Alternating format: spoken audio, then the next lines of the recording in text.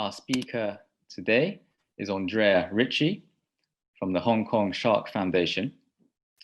For the past 30 years, Ms. Richey has lived in Hong Kong and worked for a wide variety of corporate and NGO entities.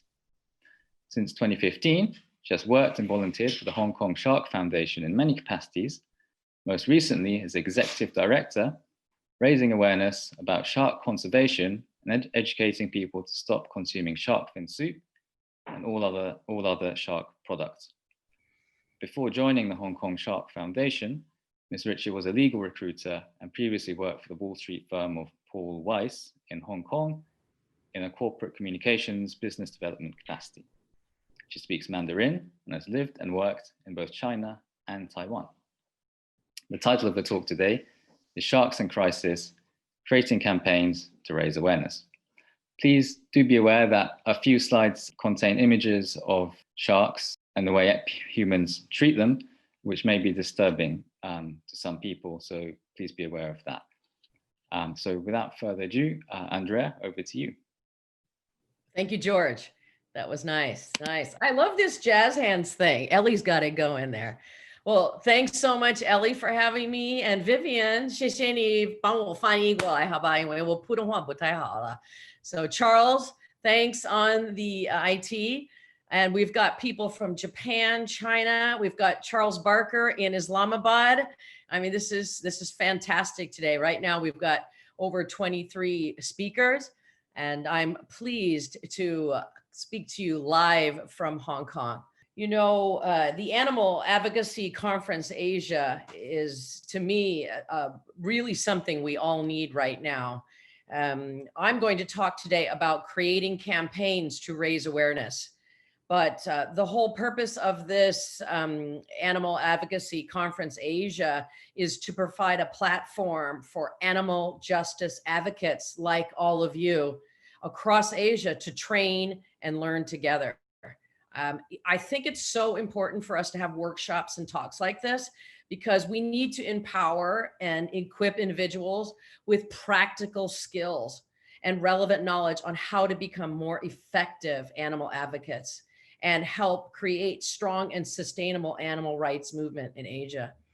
I know a lot of us, especially in Hong Kong, we've had protests and, we've had the pandemic around the world. We're suffering from, working from home fatigue, but as animal rights activists, compassion fatigue is a huge problem.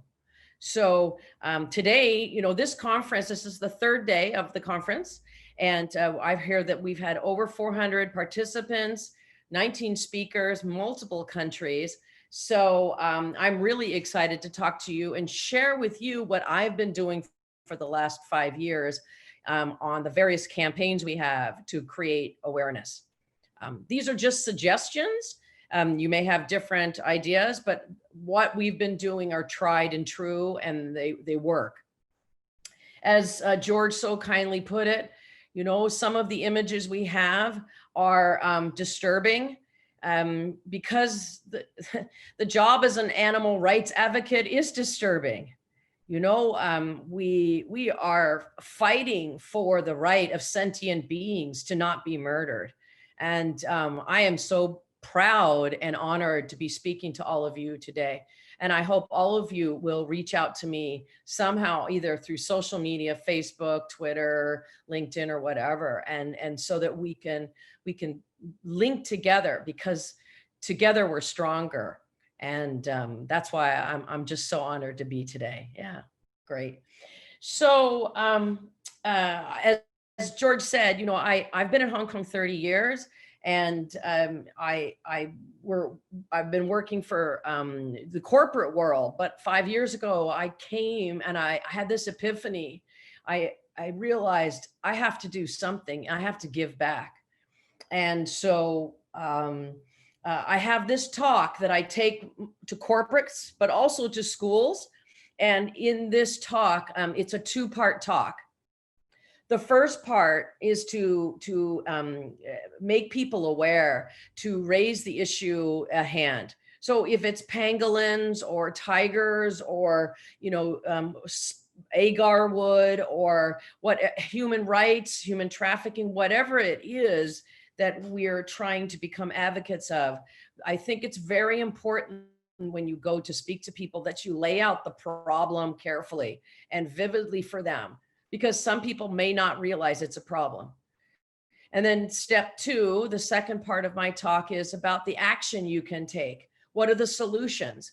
And this is the critical thinking that we need to do, to ask, why is it a problem? What can we do? And then, how can we solve these problems? If you feel that some of the images are disturbing, then maybe you feel free to leave at any time. Or if you don't want to look at that, I can understand. But I think we're probably all seasoned and we understand that this is a reality of what we have going on.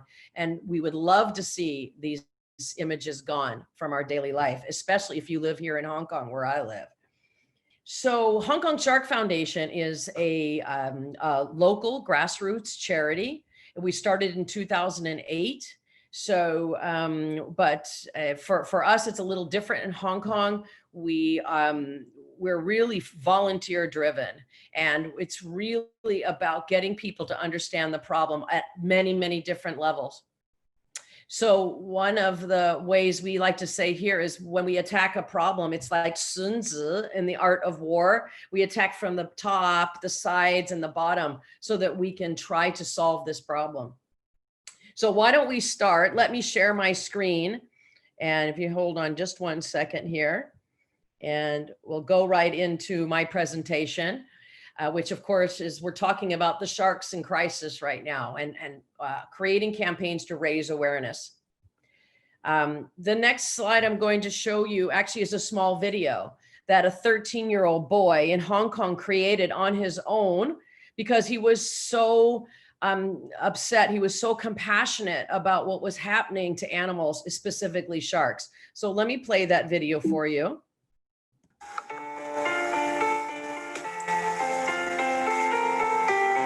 Shark fin soup.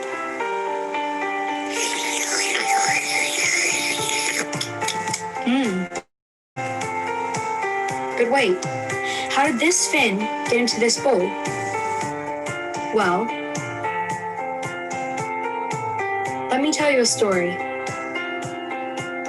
One day, I was swimming along when I was hauled in by a fisher's boat. The fisherman hacked off all my fins and my tail while I was still alive. It was agonizing. They threw me back into the ocean. And they drove off with my fins and left me here alive to die slowly. Great. Now I get to either drown, bleed to death, or get eaten alive by other fish.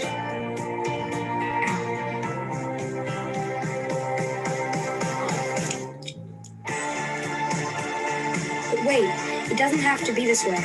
If you say no to shark fin soup, then I could have swum away with my life. Besides, if we become extinct, then the whole ecosystem will get messed up. Ow. Please, stop this from happening to me. Please, don't order shark fin soup.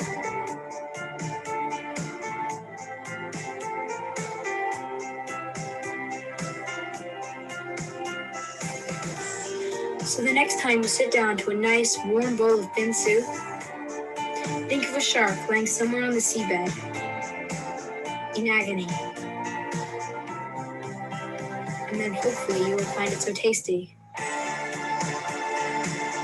Say no to shark fin soup.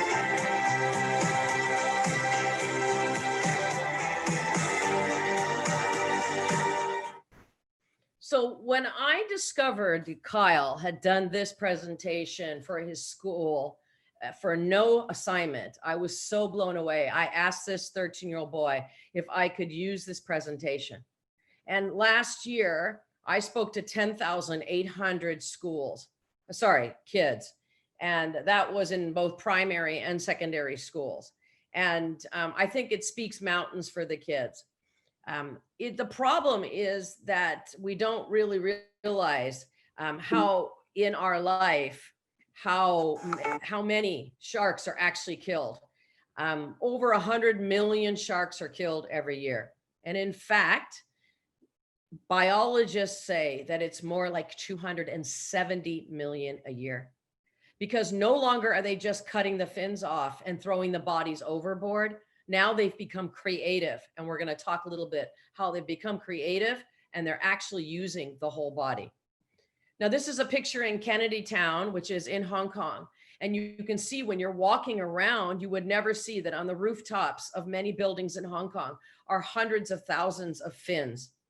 And so this is a very prevalent item in Hong Kong, and it's used, it's very much a part of the everyday life. And there are over 500 species, but sadly, only 10 species are protected by law. Only 10. And that law is the United Nations CITES, and which is a law that Hong Kong has in effect here. So under that CITES law, we also protect those 10. But it's hard to know. The only way you can actually know if what kind of a species you're looking at when you see a shark fin in the shot is to do DNA testing. You have to do DNA testing to be 100% accurate. I mean, it's important to realize that sharks are actually incredibly important. So when you're talking to people about your campaign or whatever, you're trying to get your message out there, let people understand why that particular animal, why that particular, maybe, you know, if it's something green, like if it's a tree or a flower, you let them know what is the importance. You know, sharks are important to us because they are apex predators. They keep the oceans healthy and clean. They control fish populations. They keep the delicate marine ecosystem balanced. And we need water and air, and 50% of the water and 50% of the air comes from the ocean. So sharks help us keep the oceans clean. So what are sharks used for? You know, I want people to understand. Well, we've talked about shark fin soup. We found that 98% of Hong Kong's Chinese seafood restaurants serve shark fin. We did a survey, and I would probably say that's changed maybe to 95% because of some of the work we've done in the last few years, but it's still incredibly prevalent. It's fish and chips. In Australia, it's called flake. In New Zealand, it's called lemon fish. And in the UK, they found, after they did a survey, 10 out of 10 fish and chip shops, or chippy shops as they call them, served rock salmon, which is actually shark. So people don't realize that they're actually eating the product.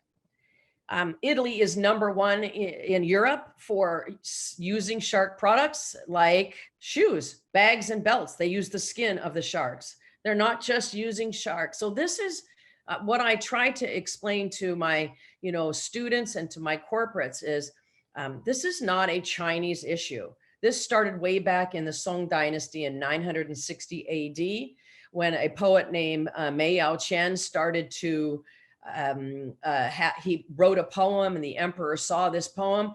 It has become not just a Chinese tradition now, it's become a global food consumption issue. It's a global crisis for sharks.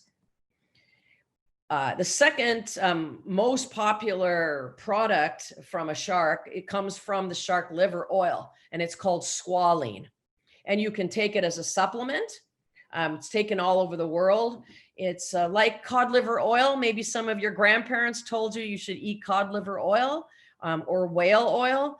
Now the most popular way to consume shark products is shark liver oil called squalene in a supplement. But sadly, it's also in women's makeup. It's in our moisturizers, it's in our lipstick, and it's so common that Korea is also like 3rd in the world for shark products, products that use shark products. And it's masks and, as I said, moisturizers. So we have to be, as consumers, aware of this and look at our products and see, does it actually use squalene? Scrap sharks are sold for pet food. People they just promote shark. Here you can see, I found a recipe from a chef in the United States, and he was promoting wild mako shark, But in fact, the mako shark, which is the fastest shark in the world, the mako shark is used for, is an endangered species now. And here this chef was promoting it. And this is, I just got this a couple months ago. So, you know, it's about education. And that's why my talk is in a two-part. The first part being we're educating people about the problem. And the second part, teaching people how they can be mini ambassadors, how they can be advocates to help us. I have a pop quiz I give to kids, and all the years I've been doing this, only 2 kids ever got this question. The country that eats the most shark is Brazil. And the reason for that is because they have a huge population in Brazil. They fairly poor population, a very seafood enriched diet, easy to catch. They have a lot of ocean on their borders. And so they consume the shark. The fins will be cut off and the fins will come to Asia because that's where the fishermen know they can get the most money. And then the body is cut up for shark steaks. It's sent to places like Italy, Spain, all over the world. In fact, if Brazil is the number 1, Italy is number 2 in the world. Number 1 in Europe is Italy. They don't eat, Italian friends of mine they don't even realize that they're eating shark when they have it in steaks, when they have it in their makeup, when they have it, you know, in the bags that they may be buying. So it's about creating awareness. It's a global shark crisis. And I think most important is it's unsustainable. And I try to teach that unsustainable concept to kids because it's important for them to understand that we don't have an unlimited supply. Part of the big problem we're looking at is overfishing. I think a lot of us are vegans that are here today. And we realize that the sharks and the fish in the ocean and a lot of animals, especially with factory farming, these animals are being overfished and they're being destroyed and their numbers are disappearing. David Attenborough in his One Planet show said that we have lost 90% of the shark population in just the last 30 years, 90% in the last 30 years. And that is because of overfishing. And that is because sharks are caught as bycatch on long lines or gill nets. You know, they're following the food. They need to eat a lot of little fish every day as apex predators. So that brings us to what is the action that we can take? This is the second part of my talk, and created different types of campaigns. And I would like to share those with you because they've been pretty successful. The first thing you could do is, if you have a specific animal that you're trying to raise awareness about, one of the easiest things you could do is go online. There are several online petition platforms in the US. There's one in Hong Kong called Support HK, but you can go to any of them and you can create your own petition or pledge. You can create this pledge and you can circulate it amongst your friends. Just as simple as say no to shark fin soup. We did a pledge here using Support Hong Kong, and we asked people to take a pledge to not use this German pool company. And then we went to the next level, which was we created a petition. And here's another petition. Just go back here. This one is important because this, we have pledges you can do, but you can also do petitions online, as I was saying. We created this petition with this company called Raising Awareness, asking people to boycott this company, German Pool. And just last week, they agreed to take down the video promoting this shark fin soup in their social media, Happy Kitchen. So that is a great success story. We did the same thing with Daoheng. We asked them to stop selling shark fin at their restaurant. That is still ongoing. We asked Maxime's to please stop selling shark fin soup in their 55 seafood restaurants. And that is a success story. As of January 1st, 2020, Maxime's, which has 55 seafood restaurants here, they agreed to stop selling shark fin soup. So it works. So if you get people to pledge, you get people to sign petitions. And the final thing you can do is you could also go and take action where you might practice some form of civil disobedience. Here we have a group of young people who helped us after we did the pledge, and then we did the petition, and we wrote to the company, and we said, please, will you stop? This particular case is we asked the the airline Cathay Pacific to stop shipping shark products.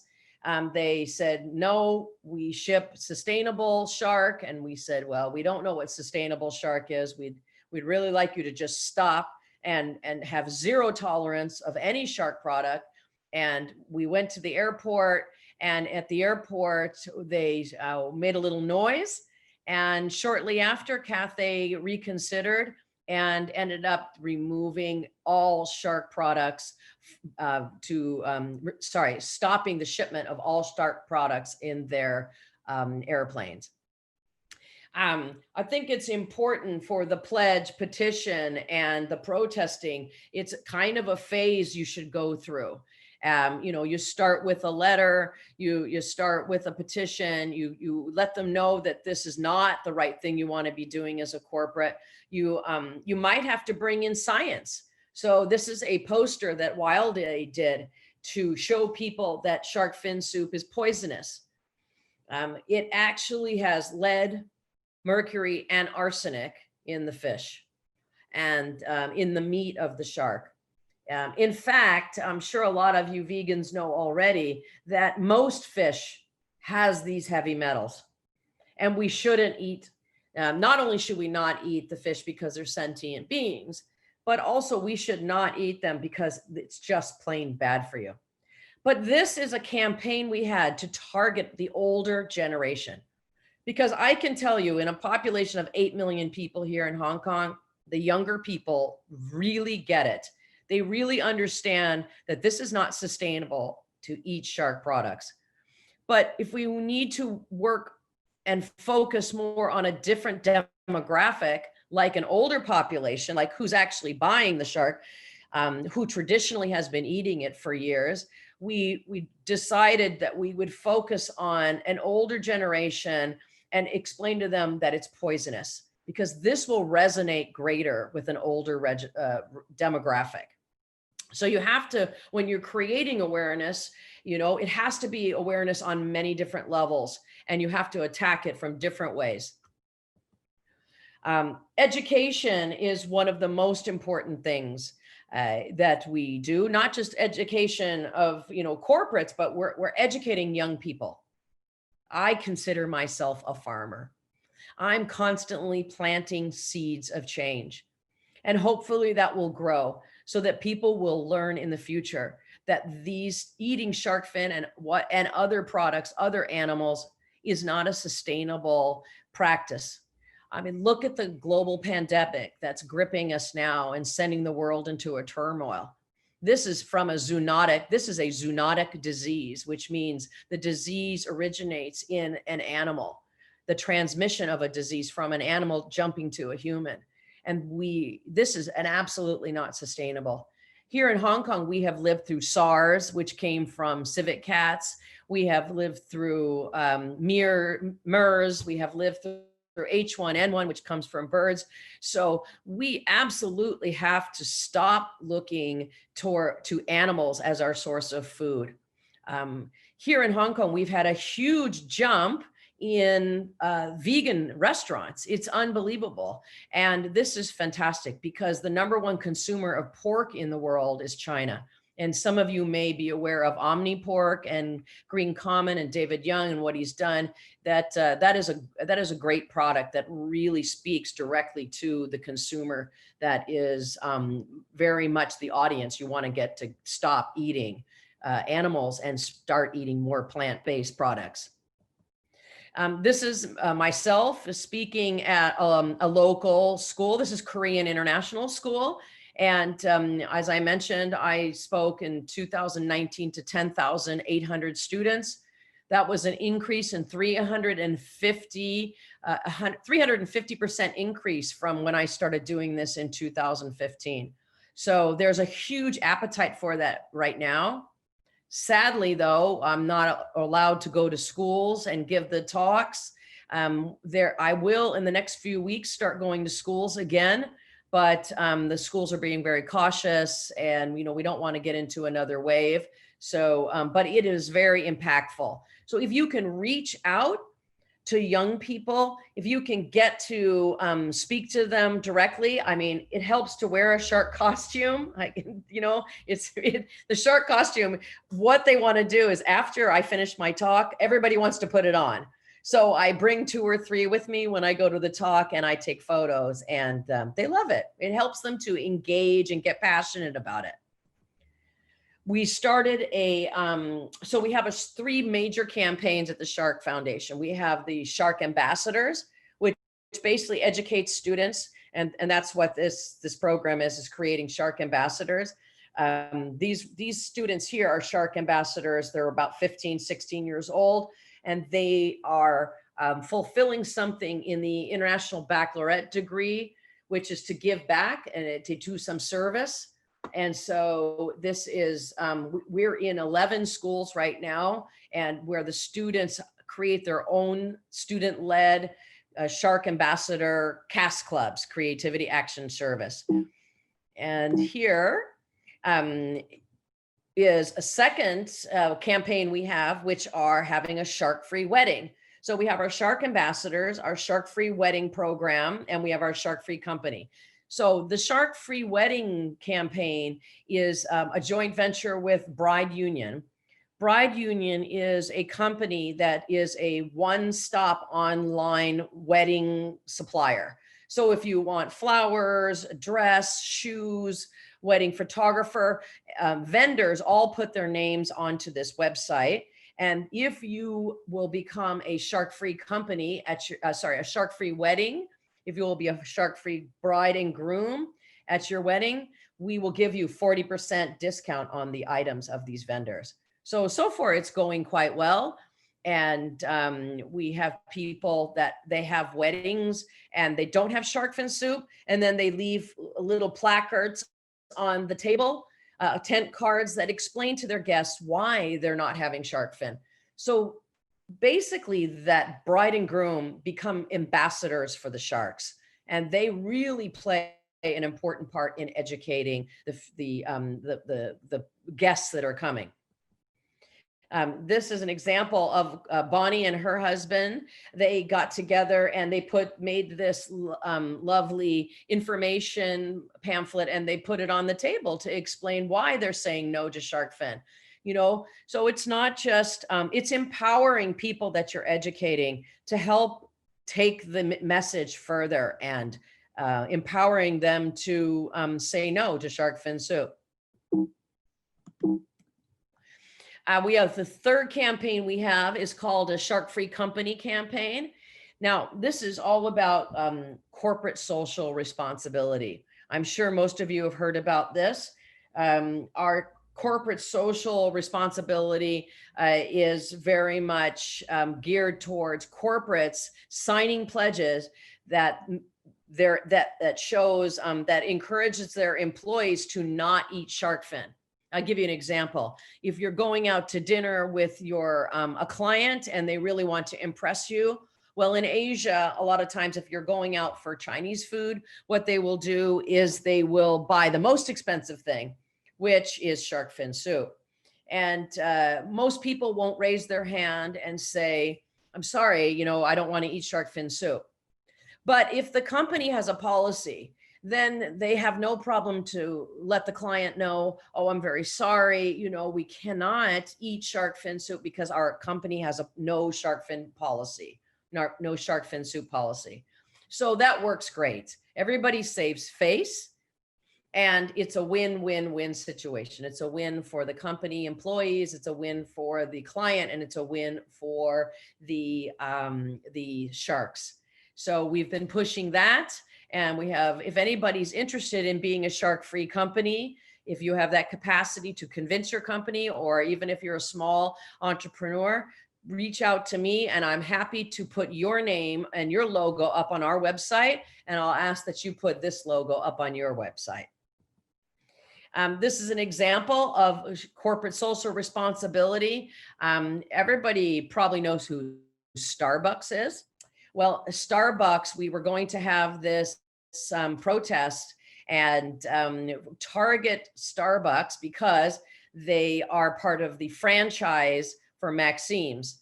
And 10 days before we were going to do a protest, they decided to pull all of their shark fin soup in all of their 55 seafood restaurants. And to me, targeting this Starbucks, right, even though they're not a joint venture partner, they're not part of, they are a franchise partner, and it's a very remote connection, the thought of getting bad press probably pushed Starbucks to call Maxime's in Hong Kong and say, listen, we need you to reevaluate and take a stance on corporate social responsibility and not have shark fin soup anymore, as this NGO is asking. And that is an example of success. And that was started with Maxime's, started with the pledge and then the petition and then the protesting because they refused to, entertain the idea of not having it. So another example of success. We are very much into the United Nations Sustainable Development Goals. If any of you are involved in schools, you would know about these 17 goals. But a lot of corporates also are promoting these goals within their company. And we are number 14, which is life below water. And we get the kids involved. A lot of schools in Hong Kong get kids to choose a goal and then find out a way that they can raise awareness of, and make a difference to meet the goal of life below water or whatever that happens to be.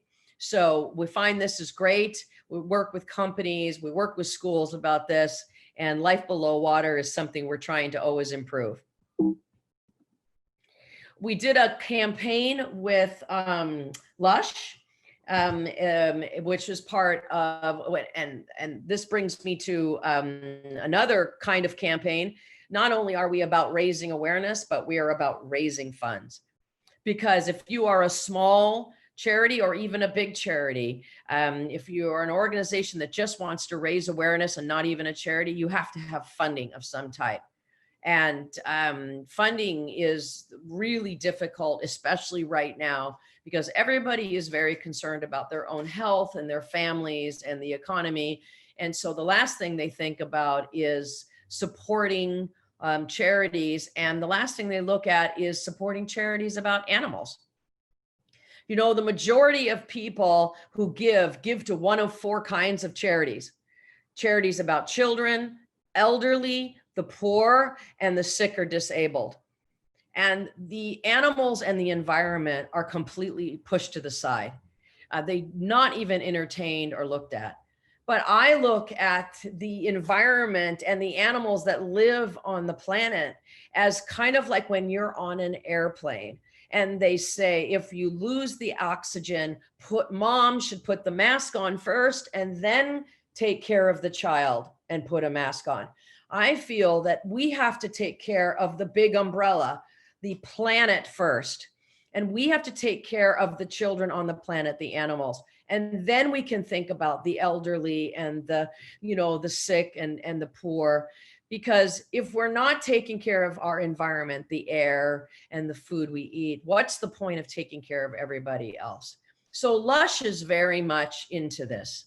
And every year, Lush chooses one or two charities to be a part of their charity pot. And we were chosen last year. And I'm proud to say that we maxed out. We pretty much maxed out receiving what we could do with them to raise funds. And I'm very grateful to them. But this is a great example of corporate social responsibility. Social media. Social media, the best part about social media is it's free, okay? And if you want to use social media and you want to pay to boost platforms or posts, you can do that. But for struggling or young charities, this is the best way. I highly recommend it. If you don't have a Facebook page, you know, if you're over 40, you probably have a Facebook page. Right? If you're under 40, there's a good chance you might not if you're under 30. But, you know, if you really want to reach out to get different demographics, I really believe you need to cover all your bases. So you need to have Facebook, you need to have Instagram for a different group of people, but you also need to be on LinkedIn. That's super powerful. You know, it's not just about looking for a job anymore. LinkedIn is really about letting people know what your company is doing in the world and letting them know what their messages are, and especially from a corporate social responsibility standpoint. Twitter is also good, very, very important. There's a lot of people in the world who really like Twitter. And Twitter is getting more, I think, socially responsible themselves. In terms of China, we're limited to Weibo and WeChat, but we're also there. And I think that's important to, you know, connect with people through those different platforms. So highly recommend it. You know, a lot of, especially the kids, they're all into Instagram. So if you want to reach out to younger people, I think you really have to get, just touch on every one of them and constantly have your posts going and letting them know. And that this is the best way to raise awareness. I think that the community that you have comes from, for most charities and for most animal activists, whether you're actually working for somebody and getting paid, or whether you're getting paid in the feeling that this is the best job you ever had in your life, getting people to be volunteers is one of the most difficult things I have to do, but it's also one of the most rewarding. And it's introduced me to some of what are now probably my core friends, because working with people who are of like mind and a like passion, you come to realize as you get older, you're very choosy about whom you're with. And it's wonderful to be with people who are like-minded and who have the same passion to advocate for animals, right? To speak for those that don't have, they just don't have the power, right? They don't have the ability to protect themselves as they should be. So this is just a community picture of everybody that we get involved with. The last thing I wanted to talk about is in social media, one of the best ways you can get involved is to get a celebrity. And that's really difficult when you're not, you know, hooked up in the Hollywood or Bollywood community, right?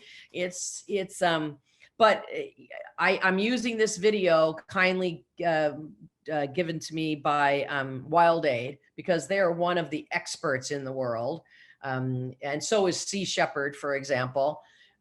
They're really excellent at getting celebrities to endorse their products. And I think some of you might know this. There's a gentleman named Yao Ming. He used to play for the Houston Rockets, and he is from China. But this message that they put together, this video clip that they put together is amazing. And it says, it just has passion in it, but it's very direct and to the point.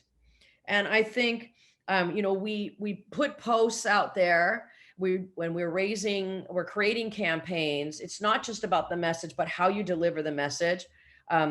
Video is the #1 way for delivering your message to people. Sadly, people are getting really lazy. And so video becomes the easiest way to reach out to people. And if you have a video with someone who's a celebrity and important, you're going to get your message out there even quicker. One thing at the end of this video is what we have, which every campaign should have. It's called call to action. Whatever your post is on social media or your press release or whatever the campaign is that you're creating, you must always never forget to have a call to action at the end of your post, at the end of your video, or whatever it is. And that call to action can be say no to shark fin soup, or when the buying stops, the killing stops too, which is 没有买卖就没有杀害 in Chinese. So whatever it is, let's not forget, if you spend the time to make a beautiful poster, digital poster, getting your message out there, don't forget to ask. Don't forget the ask. That's called the call to action. And a lot of people make beautiful posters and then they forget to tell people what to do. So, people want to help your cause.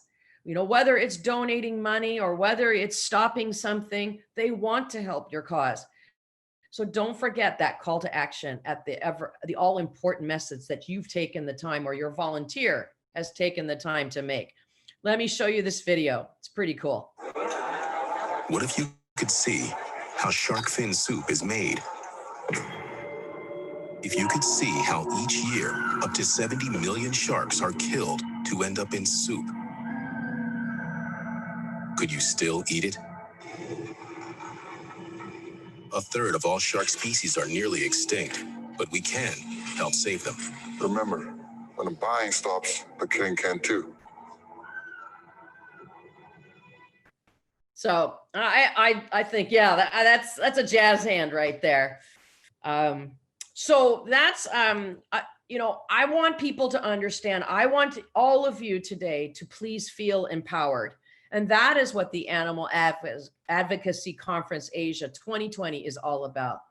Please know that no matter where you are sitting in your home or wherever you are in the world, you can be the change, even if it's just a little thing like changing your habit, right? And not eating that animal or being vegan for the day. You can be the change and you can make an impact.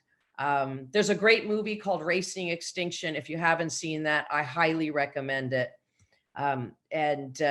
You have the power in you to plant seeds and to pass on the message. And I'm honored today to be a part of that. And for the sharks, I want to say thank you, everybody, for letting me speak to you about creating campaigns to raise awareness. So thank you, Ellie. Thank you, everybody, for letting me speak. Great. Now, George, I think we have people might want to break out into some breakout rooms, if that's correct. Yes, Andrea, thank you very much for an amazingly comprehensive and inspiring talk. It covered so much. I'm sure there's a lot to talk about. So yeah, the idea is to go into breakout rooms where people can have a discussion. There's no obligation to do so. So if you don't want to, please just remain, don't click through and you'll just remain in this room. I think we'll have about 10 or 15 minutes for the breakout rooms. And there'll be prompts in the chat with questions for discussions and reminders about how much time we have as well. I hope you all had fruitful discussions. Okay, so we've got Nadia from group 1. Hello. Hi. Hi. Andrea, why people eat shark fin soup is actually it's called conspicuous consumption. So it's a sign of wealth and of prestige, and showing that you belong to a certain social group. So showing off, I'll put it like that. So yeah, especially at weddings, then showing that you do have the money to have the best wedding.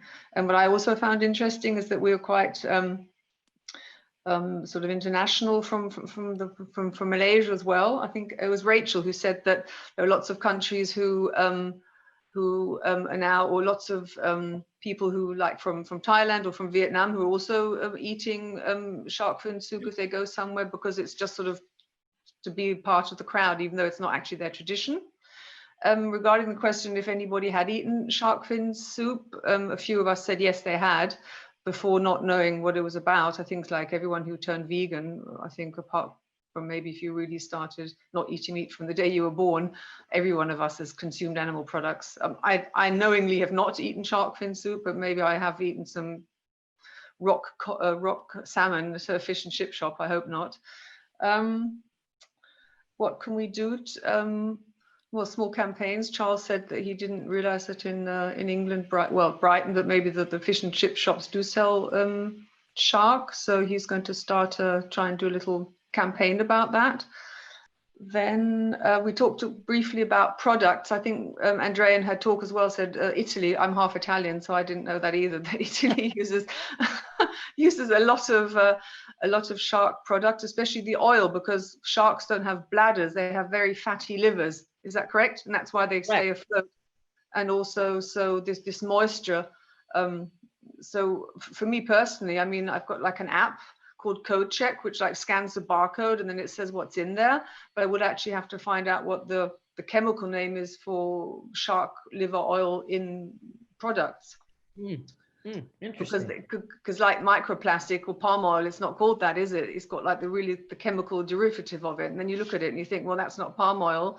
And then this Code Check app says that it is. So really one has to buy something which says vegan on it. I think we're quite surprised about the cosmetic side of it.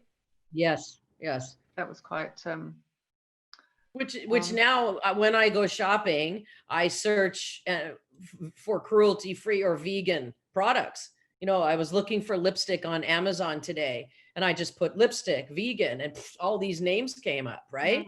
Because I'm a consumer. It's like the green dollar. From a corporate social responsibility, I want to reward those companies that are reaching out. I didn't know about Code Check app. I'll look into that. Yeah, I don't know if it's just it's a German. I mean, sometimes you sort of be a little bit careful. Like I didn't buy a beard oil for my husband because it said that it could be cancerous because it had cinnamon in it. But then when I actually went home and read it, it said, yes, if you consume it. Well, I wasn't thinking of drinking a beard oil. So some things you have to be a little bit careful about, but at least sort of, in the end, I suppose it has to be totally vegan. I don't know what it is like in your part of the world. Germany was considering sort of, at least for food, just introducing like a traffic light system to say if there's lots of sugar and things like that in it. But as far as I know, there is no legal requirement at the moment to say, does it contain palm oil or is it completely vegan? It's really only a voluntary thing. So which I think in future consumers have to press for as well. Because I mean, sometimes I spend like half an hour buying something. Yeah. Thank you, Nadia. That's great. I can see you've covered a lot of issues. We might move on then to questions we've already received. So I know you were just now talking about products. So maybe you've already covered this, but there was a question, I think it was from Nadia as well, who's with elephants in Japan. So, are there strategies for pushing? Do you push for labeling to be vegan, or can you be sure that if shark derived products are not, if the regulation isn't strong enough, can you be sure that labeling will be effective? So, can you summarize that question again for me? So it seemed like there's a lot of question marks about what the actual name of the products are derived from sharks that are used. Are they chemicals? Are they product names? So how can we find out what these are to avoid them and campaign against them? So, well, I think just by the fact that you tuned in today to listen to my talk, that's a first great step. Thank you, everybody. It's hard to know. I mean, Nadia was just saying, palm oil may not be listed, but it has its chemical name listed on the ingredients. We don't know. So to educate people to understand that you need to be a label reader, first of all. We should all be reading labels, right? That's something I think we're really, we can always improve in that.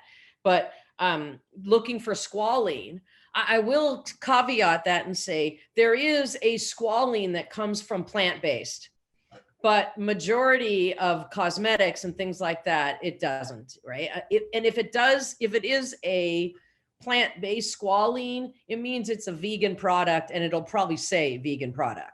they'll go out of their way to say that because they're trying to market to that vegan customer. Right. But yeah, you don't know. You can ask the shop. You know, somebody was talking about they're from the UK. And, you know, next time you go to eat fish and chips somewhere in the world, ask the shop. So what is this fish?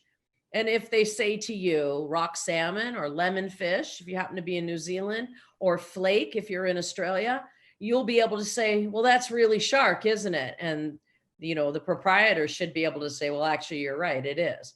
So it's just being educated and just learning, you know, keeping one step above everybody else to know what's in there. There's really no way to know, for example, if you have shark in your cat food, okay?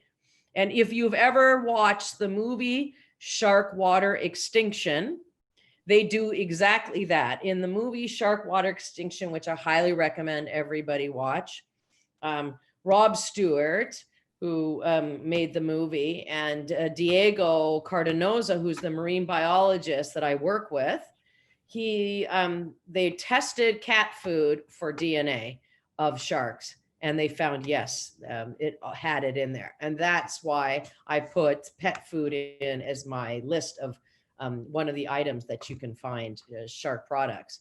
But it's really just about educating yourself and, you know, being one step smarter than the next person who's trying to exploit that animal. And then finding out that, you know, that fish and chip shop is selling shark, and having a word with the proprietor and saying, you know, maybe we shouldn't be doing that. It's not really a sustainable fish. Or for those of us who are vegans, that's a sort of moot point. I get that, but we wouldn't be going to that fish and chip anyway, but it's a process. So I hope that kind of explains it. Thank you. Yeah, that's, yeah, it's difficult, but thank you for the good advice. Yeah. We have a question from Ellie of AACA. And the question is, you know, what kind of reactions have you had to civil disobedience in Hong Kong? And are there any cultural specific challenges that you've experienced? Sure. It's a great question. Who is that from, Ellie? Yeah. Well, if you'd asked me that question in 2019, before June 2019 is when the protests started here in Hong Kong. And after that, schools and businesses closed down for several months. And I stopped advocating protesting because civil disobedience became an ugly word. It became a nasty word. And it's a very thorny issue now. And so when I talk to students about my 3 Ps, which is pledging, petitioning, and protesting, I changed to pledging, petitioning, and volunteering, you know. But civil disobedience up until June of 2019 was completely tolerated, which is why 2 million people took to the street in June, July to express disappointment in the extradition law that the government had put forward and passed without the legislature here approving. So nobody's doing any protesting now, not even animal rights groups, not even Empty the Tanks at Ocean Park, which is SeaWorld equivalent. Nobody's doing anything. And culturally specific challenges, you know, are it's hard for people in an Asian society to stand out with having negative ramifications from their family members. And if anybody's a vegan here, they absolutely know that being a vegan and telling your family member that you don't eat pork, for example, or you don't eat meat is really, really difficult in Asia. It's really an education process of your family. So whether it's, you know, educating people not to eat shark fin or any animals, it's the same process you have to go through. It's educating your family and explaining to them. And That conspicuous consumption and something else called what we call passive consumption. Passive consumption is where if you're walking down the street and somebody says, can you fill out my survey? Do you eat shark fin soup? They say no. Have you ever eaten it? Well, yeah. Okay, if you go to a wedding, would you eat it? And the answer is, yeah, I'll probably eat it because I don't want to, disrespect the bride and groom. And my retort to that is, well, how about disrespecting the sentient being that was killed for your, good luck bowl of soup? So we have to change that attitude. That is called a cognitive behavior change. And that is really what we're trying to get people to do, is to be cognizant, to be aware their behavior change is something that might conflict with your culture, right? And so, yes, it's hard here, but it's a global crisis that we're experiencing. And as I try to point out in my presentation, it's not just a Chinese culture thing. It's just very prevalent in Chinese, right? But it's a global crisis. And when we find it in every product, then we have to realize that we all need to work together to make the change. Thank you very much. Thanks for that question, Ellie. Tying into maybe the first part of the last question, we have a question from Charles, who's a writer based in Pakistan, and it's about working with governments. Do you have any lessons learned or takeaways from trying to engage government bodies? So when you're campaigning, you have to analyze your situation about what's your low-hanging fruit. And what that means, if anybody's ever been in sales and marketing, is the low-hanging fruit is the easiest way to make change, effectuate change. And so we're looking for that low-hanging fruit first, right? What's the easy? And for me, I think the easiest way is to change the young people, because they get it, right? Killing that animal for food, a few seconds on your lips, but that's generations of a shark, especially when you kill a female shark. So the young people get it. They are so switched on, and I'm so honored and proud to work with all these young people. But the governments are the most difficult. They are not the low-hanging fruit. And, in Hong Kong, the government advised that charities can no longer use the word advocacy in our mission statements, especially if it's government advocacy. So they've really been pushing the last 5-6 years for people to go away from that. I'll give you an example. We tried to promote since 2008 to 2012, the government to stop eating shark fin soup at government banquets. They just said, no, we're not interested. But in 2012, the Chinese, Beijing, the mainland China, right, the Chinese Communist Party, they wanted to slow down corruption. So what they decided to do was ban shark fin soup at all government banquets, because people were using shark fin, the most expensive item, or one of the most expensive, to bribe people, right? They would take people out and try to impress them and use shark fin as that. So they stopped allowing shark fin to be sold. So then it was just, a regular meal instead of a really fancy, like a gaoji ganbu haixian type of seafood meal, right? So in 2012, mainland China changed. And in 2013, the Hong Kong government followed. So unless we had the mainland Chinese government, Beijing, telling little brother in Hong Kong what to do, I don't think it ever would have been banned. But as of 2013, shark fin soup is banned at government events. All right. So that even means if you work for the public library and you have an annual dinner, you can't have shark fin soup at that annual dinner.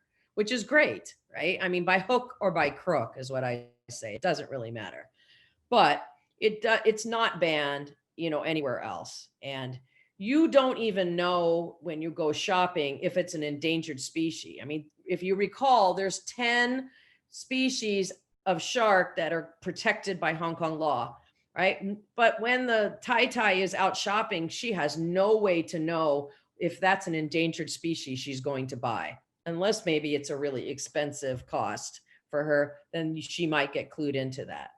But we don't know what is endangered and what's not. So there's really no control in Hong Kong. So government is not very concerned about it.